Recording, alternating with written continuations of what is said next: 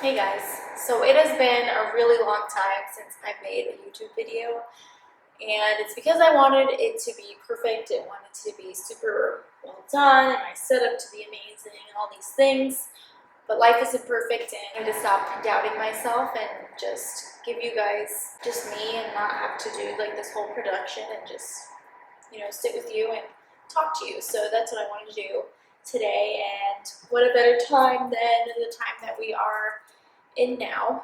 I want to dedicate my days off to speaking. I want to use every avenue of social media that I have to shout from the rooftops and kind of just tell the world what's going on in healthcare, specifically in regards to the coronavirus in the United States and how things are going in hospitals in relation to our lack of resources. So that was a whole jumble of words, but let's get into this video. I am a registered nurse. My name is Sarah. If you don't know me, now you do.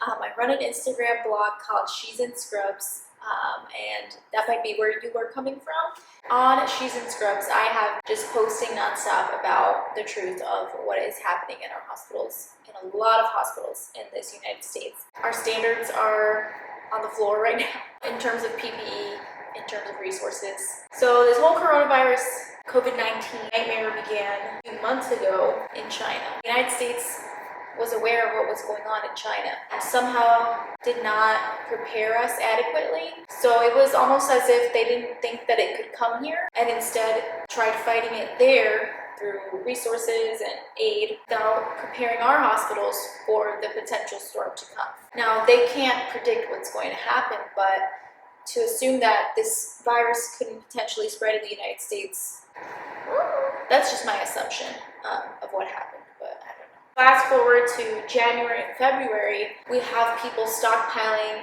N95 masks, we have people stockpiling regular masks, we have people stockpiling toilet paper. It's all in people's closets, not being used because no one wipes their butt that much. So that craziness starts happening. But the thing is, in hospitals, they're not stockpiling masks, they're not stockpiling resources.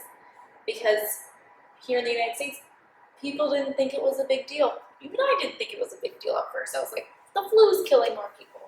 And then I slowly started to realize, wow, this is a problem and we're not prepared at all. Here we are, it's March.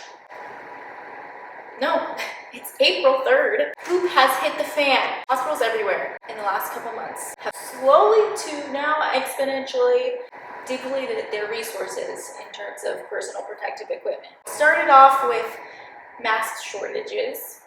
So people were running into our ERs and stealing our masks. We were using them the way that we normally do, which is you use your mask for one patient, and each time you get out of the room, you take off that mask and you throw it in the trash. A potential for contamination if you continue to use the same mask. I have been in the last few weeks asking people what they have been going through in terms of PPE shortages. And as I've asked people, the same shortages are occurring where I work. So I want to read to you guys some of the stories I've gotten from other healthcare professionals and what they're going through. And almost, I would say 99% did not have adequate PPE. Not enough resources, reusing, rationing. People are storing things in brown paper bags to reuse later. Most of the time, that's the N95 masks that are being stored in brown paper bags. And the issue with that is if you don't remember what side is the dirty side, that the mask facing, the part of the mask that's facing outward, facing towards the patient, and you put it on the same side or on the wrong side, then you're exposing yourself to whatever germs are on the dirty side of the mask. Using the same gowns in different patient rooms.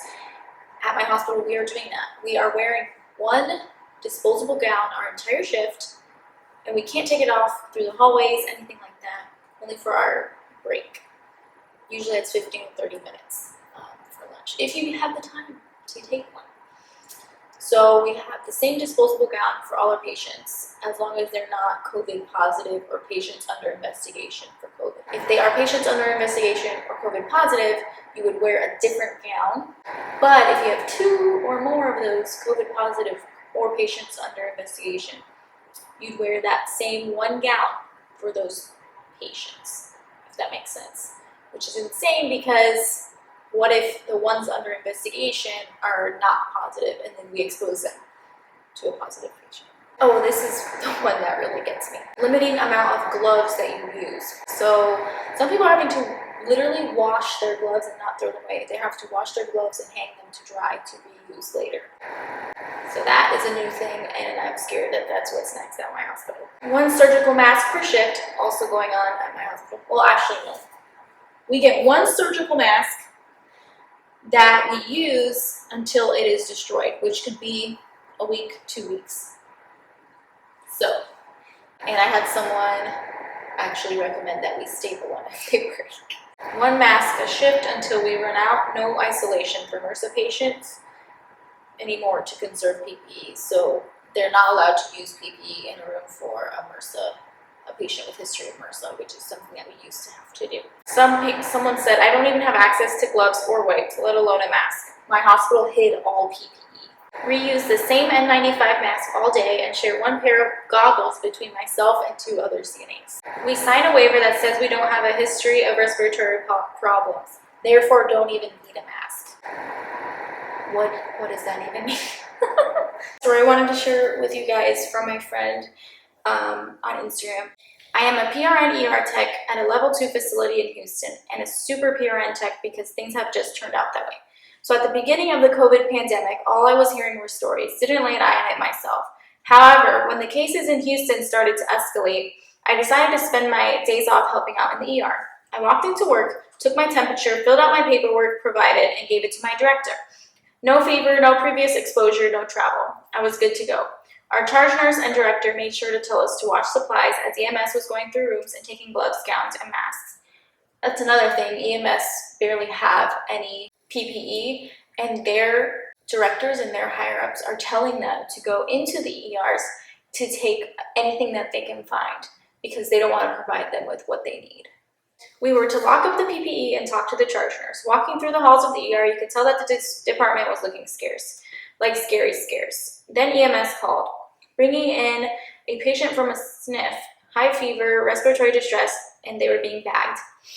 We cleared a trauma room, giving us plenty of room to work and intubate if needed.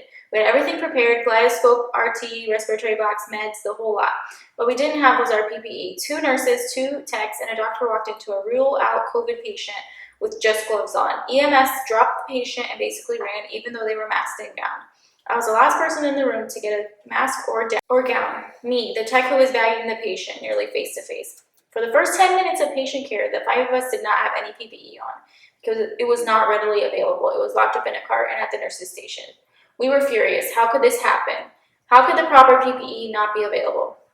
Later, the 5 of us were sat down in a room with every higher up, CNO, COO, supply chain, infectious disease, everyone. And you know what was told to us? I'm sorry that this happened, but please know that this is a fluid process and we will work to be better.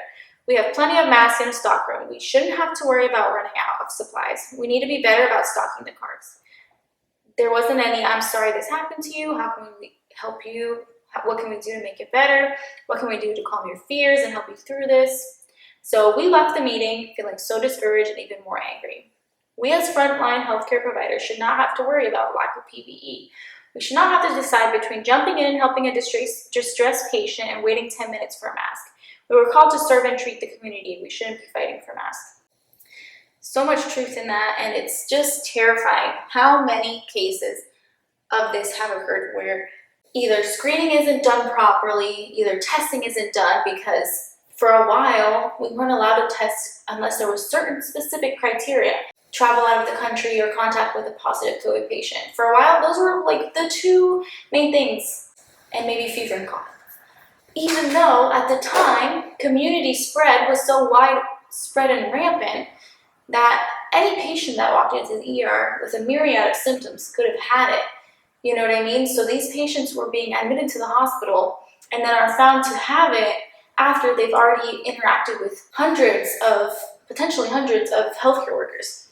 Because we weren't allowed to test. The tests take 10 days still here in Florida to result. So you're waiting for these results and you don't even, you ask and it doesn't even matter anymore because it's already been a week. So who knows if you were even exposed or not.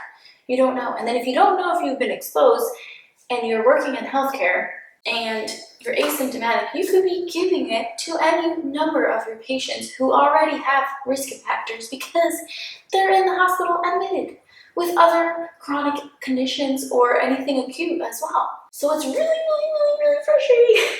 Long story short, balls dropped really heavily in the United States in terms of testing adequately, taking this virus seriously, and ensuring that hospitals across the country had adequate PPE. All these companies that are revving up and making us PPE now, it's very late in the game. We appreciate it, but it would have been amazing if this had been done like a couple months ago, because then we would have been more prepared. And it's so frustrating. Right now, where I work, we get one N95.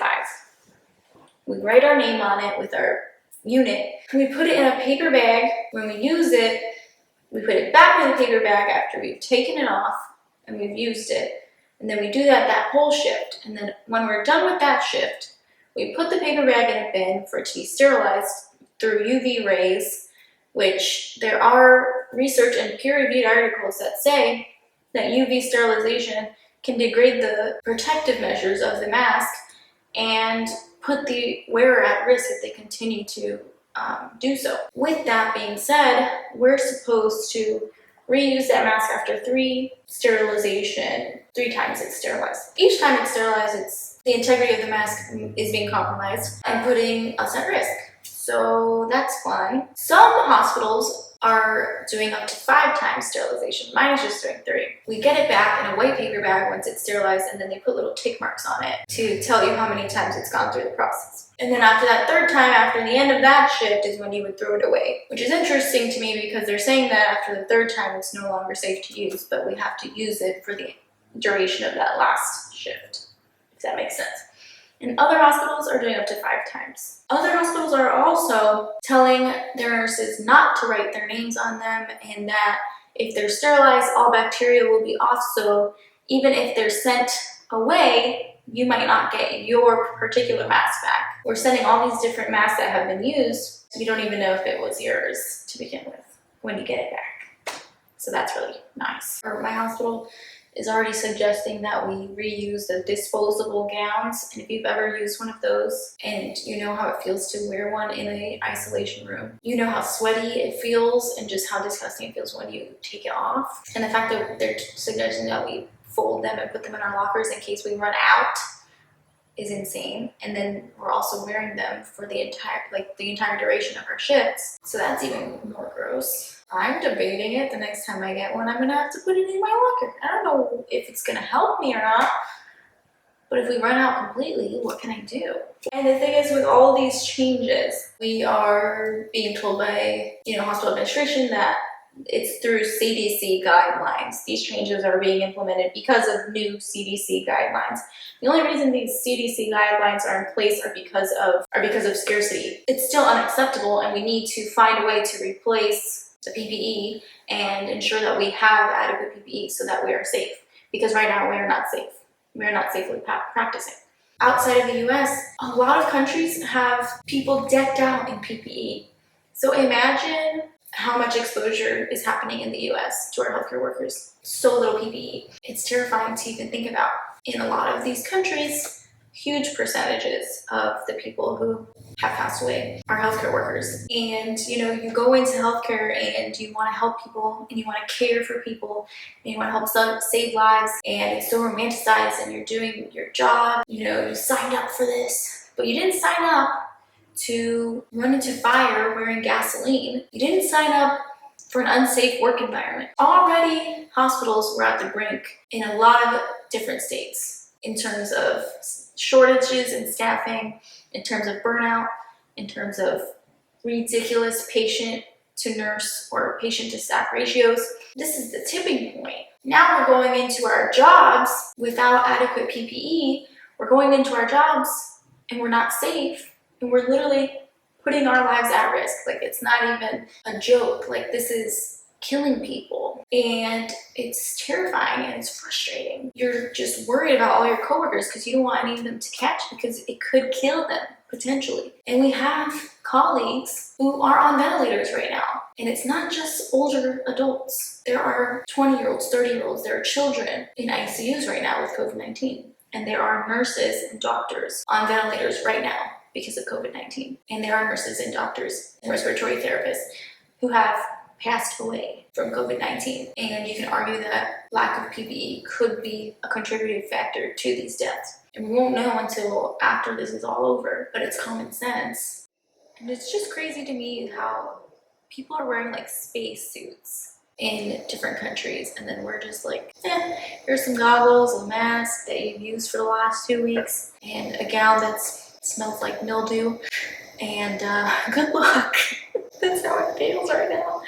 It's frustrating, and I don't know what else to say except if you're watching this and you're not in healthcare, or you are in healthcare and you want to help, please, please, please, please, I'm going to link some funds to try to get us PPE. There's multiple organizations. I'm just going to list as many as I can. And also, a lot of nurses are, spending a lot of times in these patient rooms, up to 6 hours without a break. A lot of people's hospitals have their cafeterias closed, or they're providing meals, but they're like gross hospital food. It's just gross. And a lot of people that are on COVID units don't want to go down to the cafeteria anyway, or aren't allowed to, so they need food. So my friend Sarah Well and I and some awesome people have created a fund called feedheronurses.org.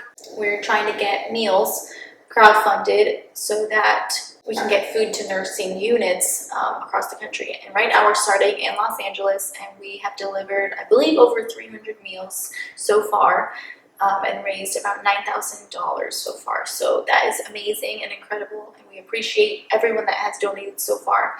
But we need more funding in order to get this everywhere as quickly as possible. So we've been partnering with Sweet Greens in Los Angeles, as well as Postmates, who has given us free delivery and some logistical support. So that has been awesome, but we need more sponsors.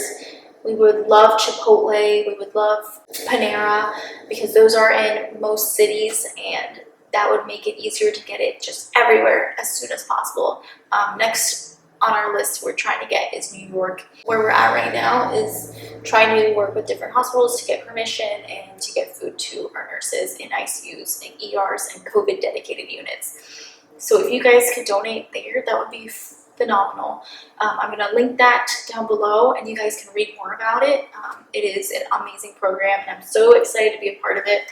And you can follow us on Instagram too at Feed Hero Nurses. We're doing this selfie challenge campaign where you take a photo of yourself. You don't have to be in healthcare, and you you have a sign and it says "Support Hero Nurses" or a hashtag, and it just shows some support. Even if you can't donate, if you could be part of our selfie challenge, that would help exposure and help us, increase our followership and increase funding. So that would be fantastic. But I rambled a lot, but I just needed to rant about what I'm feeling, and I need to just shout from the rooftops what's really going on in our hospitals right now, and that is a severe lack of personal protective equipment. So I am currently editing this video, and I just realized that I did not film an outro, so this is my outro.